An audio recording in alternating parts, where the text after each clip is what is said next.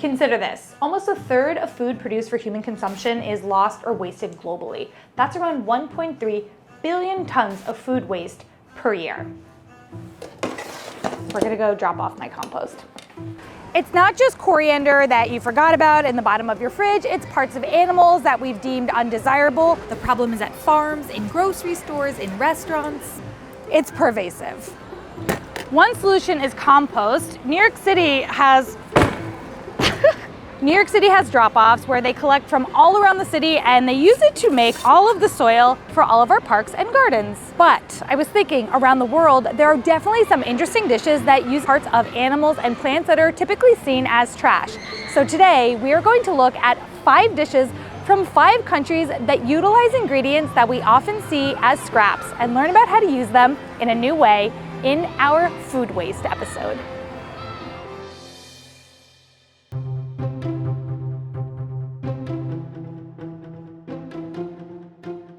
Hello, my name is Veronica and I'm Italian from Roma, and the dish I want to share with you is polpette di Crosta di Parmigiano, which may be translated as Parmesan crust balls. Now, Italian culture is very known for its food, but it's not just gelato, pizza and pasta.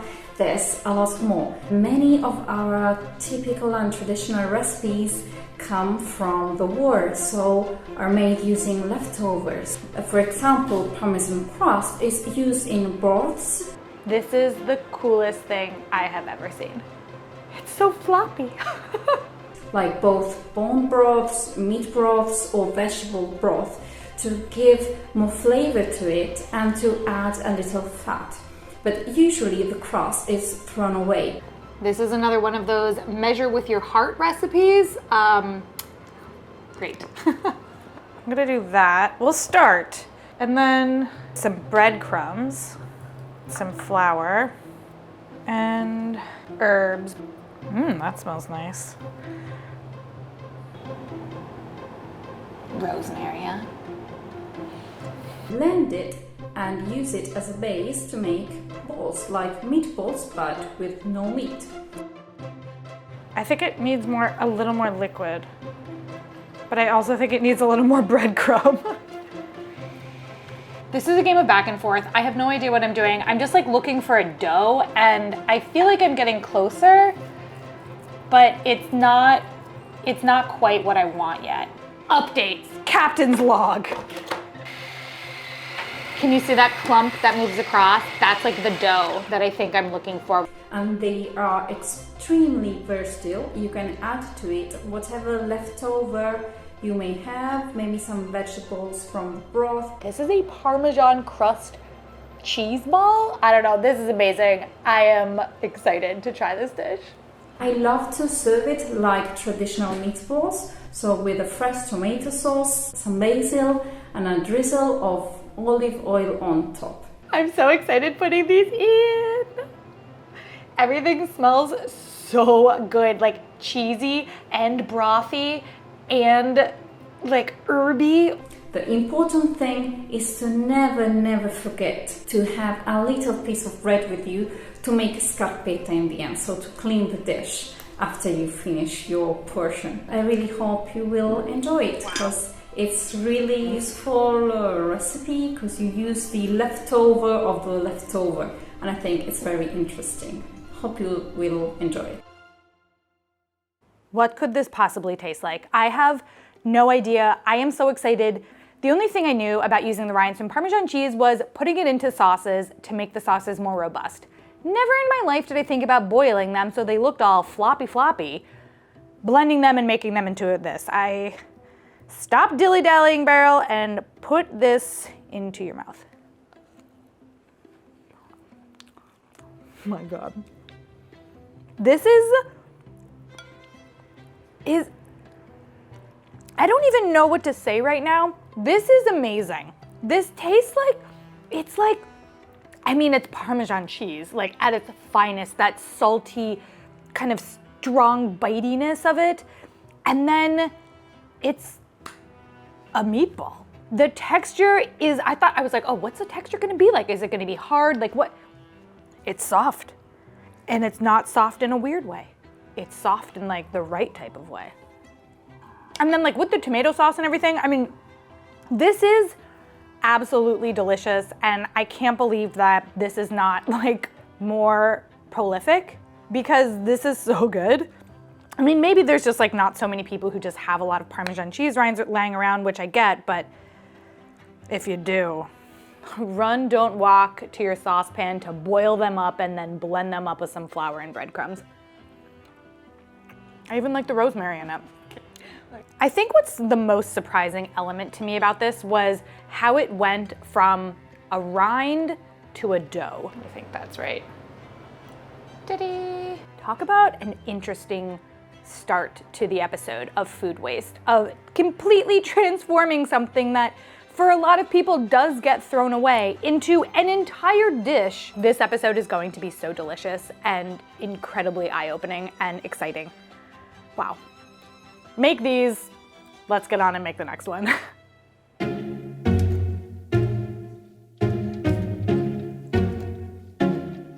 Hello, my name is Stephi. I live in Brooklyn, New York, but I was born and raised on the small Caribbean island country of St. Lucia. The dish I would like to share today is pigtail bouillon. According to our neighborhood butcher shop here in Brooklyn, pigtails are often discarded or turned into dog treats. In St. Lucia, we use the pigtail as the main source of protein in our bouillon. I'm not sure if I'm supposed to peel the parsnip. I don't peel carrots and I don't peel potatoes, like I just wash them. So I'm gonna go with not peeling it. I'll just pick off these little hairs. Little chin hairs on you, parsnip. What do you guys think? Do we peel or not to peel? That is the group question. Bouillon can be made with a variety of ingredients according to personal preference. However, it is typically made with red beans, flour dumplings, green vegetables, and a combination of tropical starches. This is pretty convenient because for another dish in this episode, I need the plantain skin. So the food waste episode is like meta, that the waste from one dish is literally going to another one. So cool. This would make good ASMR. Plantain peeling ASMR. Like plantains, potatoes, yams, and other root vegetables, which we call ground provisions. Proof that I do wash them, just in case anyone's like, did you even wash them, even though you say you wash them? What was that? It's probably just a chuck. Scrub-a-dub, dubby-dub. My grandmother cooked it at home at least once a week, and it was also served at schools as part of our lunch program. I have fond memories of bouillon being served at our family cookouts by the river. We would use the traditional pots made of clay to cook in. So this is my first time seeing a pigtail. It does not look like the cartoon version of like a little squiggly tail. So I think I was actually pretty surprised when we got these, but I'm definitely interested to see what's gonna happen with this once it goes. I think it's just gonna make the stock really delicious. But this is cool because this is something totally new. During the month of October in St. Lucia, we celebrate Creole Heritage Month, and bouillon is always served throughout the festivities. 7 cups of water with my slow, silly tap. I would compare pigtail bouillon to the American chicken noodle soup, but with bouillon having a more filling and thicker soup base, while still providing the same under-the-weather comfort as a hot bowl of soup. So I was just now thinking, like, I don't really understand the pigtail part, and I looked back at the recipe, and the pigtails were supposed to be cut like this, not like the whole tail. Whoop! Hello, get back in there, buddy. We're gonna go back in time and see if I can remedy this. It does make sense that it should have been cut. Okay. It's like easier at the top, actually. That was actually easier than I thought. Man, this knife is a powerful knife. The dish originated at the time when meat was precious and they didn't let any part of the animal go to waste. Since here in the US, pigtails are considered waste, it may be difficult to find them. However, if you're able to, I would suggest making this simple yet delicious traditional soup. There are many times in this show where I end up making a dish when I have to think to myself, like, how did I get here? And I think making pigtail bouillon in my kitchen was definitely one of those moments. I don't think that I'd ever actually really even seen a pigtail before today. Like, I've seen a live pig, but I've just never like clocked its tail. Ooh, this one's long. Okay.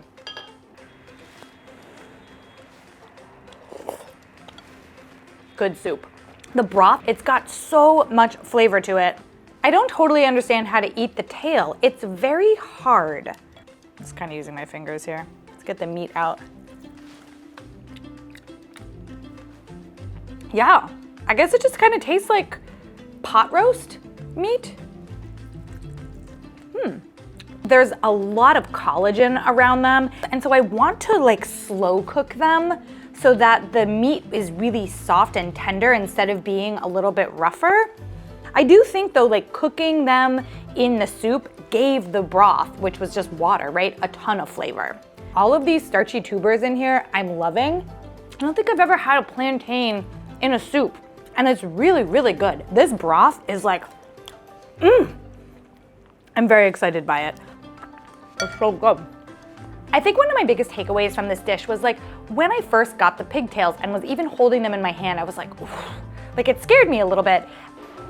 Ooh, that's a shot from the top. And I had to check myself and acknowledge the fact that like, if I'm willing to eat one part of an animal, like if I'm gonna eat bacon, if I'm gonna eat a pork chop, I should be willing to eat all of the different parts of the animal. This animal became food for us, and one of the best things that we can do is respect that sacrifice by using as much of the animal as we possibly can, and not just like the one part that we've decided is the good part. And so I think like this dish gave me really good perspective on all of that, and definitely made me feel like much more appreciative of the pig.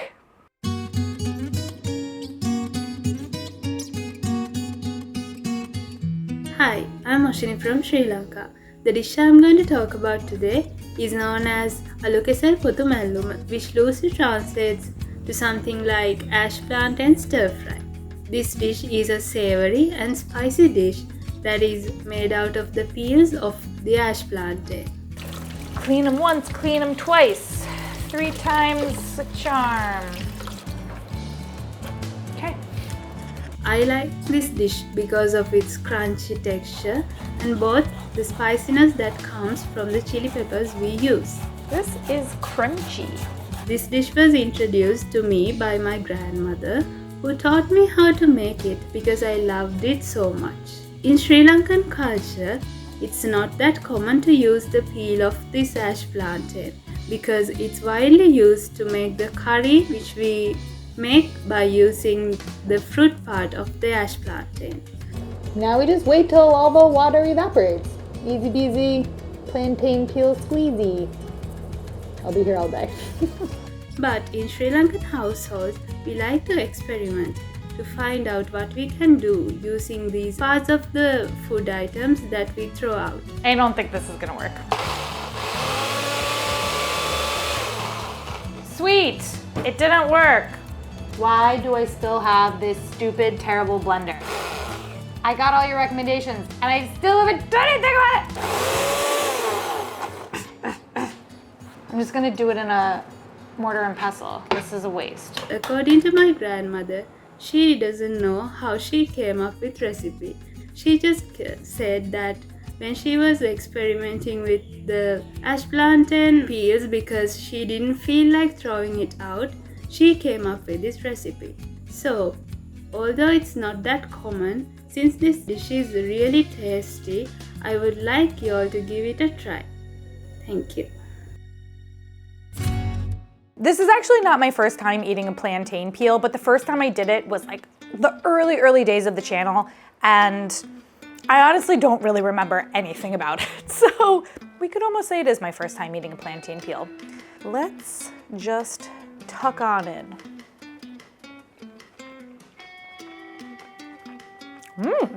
Honestly, if you didn't tell me I was eating a peel, I just wouldn't know what I was eating. which happens often on this show. There's a little bit of bitterness to the dish, but then the sambal gives it like a bit of a spicy sweetness, I think. There's a very interesting balance going on. The texture of the plantain peel feels a little bit of a mixture between celery and a zucchini. There's like fiber to it, but then also a bit of meatiness to it. It's not soft when I'm eating it. It's got a bit of bite to it. I really like it. It's like crunchy, but it doesn't feel like raw food. Wow. The flavor of this is really good. And I had like no measurements to go off of. This was another one of those recipes that I've received that's like, we don't really go by measurements in the house, like we all just use our hearts. And like, I get it, I do. It's just like nerve-wracking. Curry leaves, pinch of salt, and water. I think I need more coconut than this. Just no measurements at all. I don't know if this is the right amount. Like, what is the ratio? What is the ratio? I have no idea if I've done this correctly, but it smells really good, so I'm gonna take that as a positive sign. I still feel intimidated every day. But I power through. I love the curry leaves in this. I love the color. I feel like this whole dish is just like, it doesn't feel like scraps. This feels like purposeful, and I definitely, next time have plantain peels, like I will not throw them away because you can cook them into something totally delicious.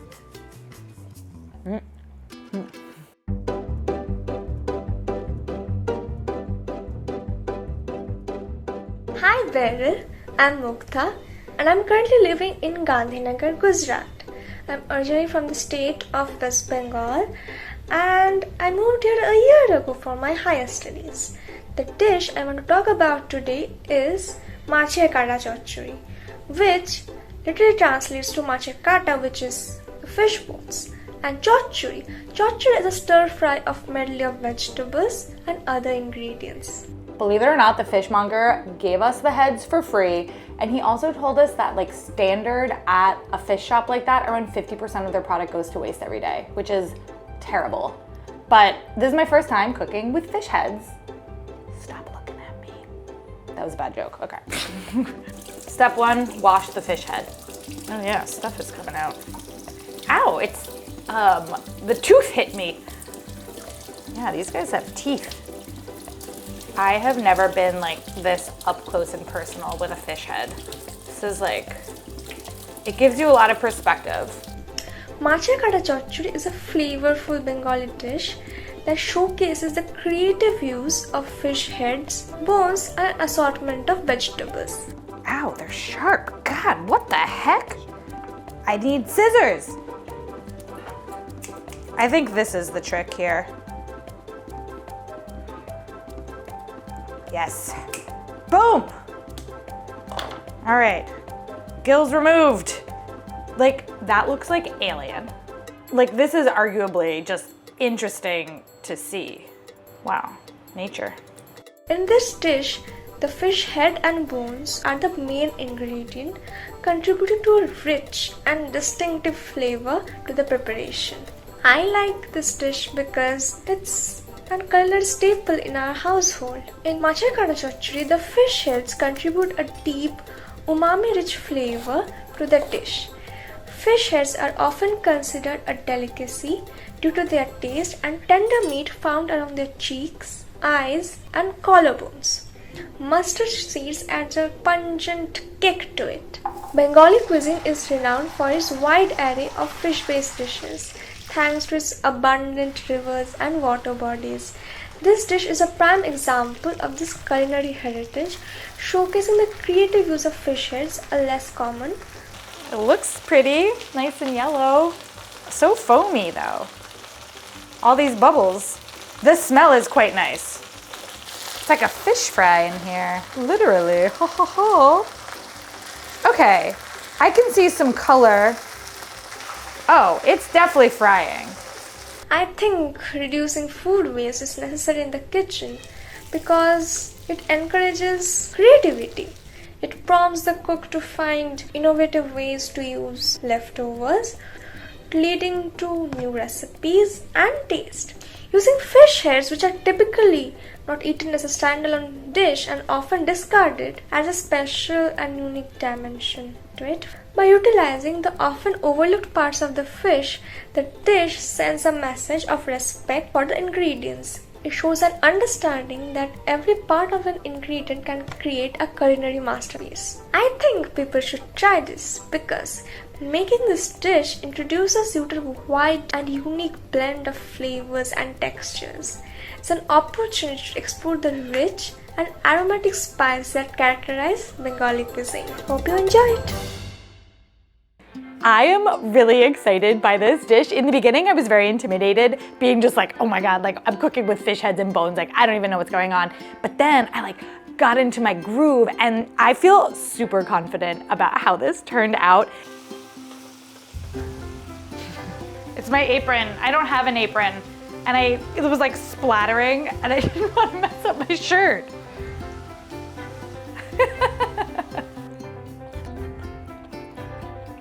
Wow. That flavor is freaking good. Oh! Mustard oil has this distinct, just absolutely gorgeous flavor that whenever I use it, I think, God, I should use mustard oil more, but I don't use it enough. Okay. So this right here, which was like a part of the trash from the fishmonger, is the collarbone, which when I did this Japanese delivery video, I paid for that. Like I paid to eat that, and here it was, a part of the trash. It's so good. It's such tender meat. It's really interesting of just like looking at one person's waste is another person's delicacy, you know? So we read online that like removing the gills was a good thing to do because the gills can make the dishes bitter. Like I am not a butcher and that was a really crazy experience to cut out the gills. I've never even seen a fish's gills before. What am I doing? When I was living in Russia, we used to eat a lot of whole fish, and the fish cheeks are definitely one of my favorite parts. You can see here, there's all this meat behind. I think that what Mugdha said was so interesting and so on point that, you know, you need to be creative when you're gonna use parts of an animal or a vegetable that most people see as waste. And like this dish to me is super creative because there is a lot of meat left on this. It's just like, not as easy to access, so I think people are like, bah, bye. But like here I am eating fish cheeks and freaking collarbone that was just like tossed in the trash, and it's some of the best parts of the fish. They were happy to give them to us because it was just going to go in the bin. And now instead, I have a full meal with like onions and potatoes and rice, which cost next to nothing. I think that what this episode has really done so far for me is shine this really bright light on part of the culture in America that is really like not about using the whole animal or the whole fruit or the whole vegetable. We really do have a food culture here that's about like the best parts. And I just think that we're missing out on so much. We're missing out on better dishes, and I think we're missing out on just being better consumers. I feel like I eat a pigtail, eat some vegetable scraps, and there I am on a soapbox now. God. This is bomb though. 10 out of 10.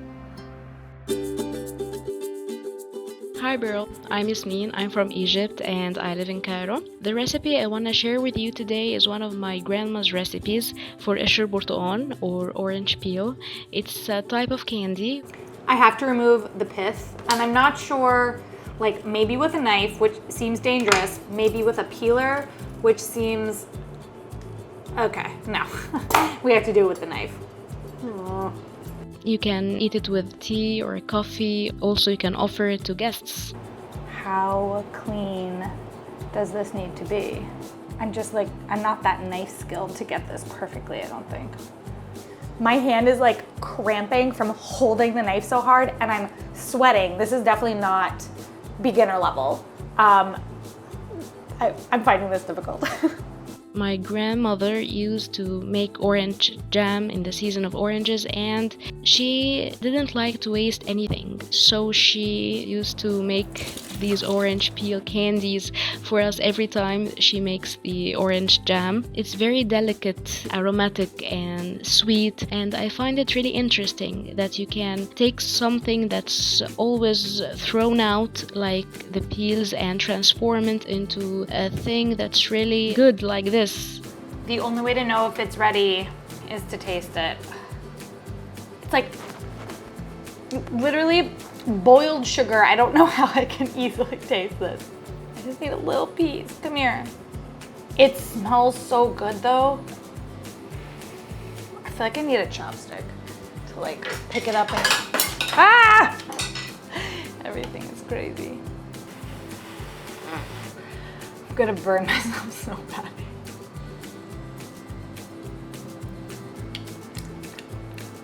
It's not that sweet yet. It's still a little bitter.